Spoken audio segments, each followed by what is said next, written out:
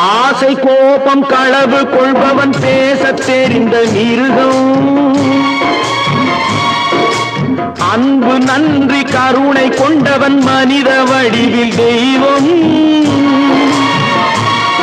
இதில் மிருகம் என்பது கள்ள மனம், உயர் தெய்வம் என்பது பிள்ளை மனம்.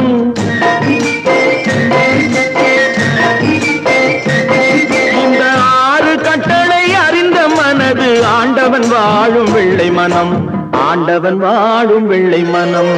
6 மனமே 6, அந்த ஆண்டவன் கட்டளை 6.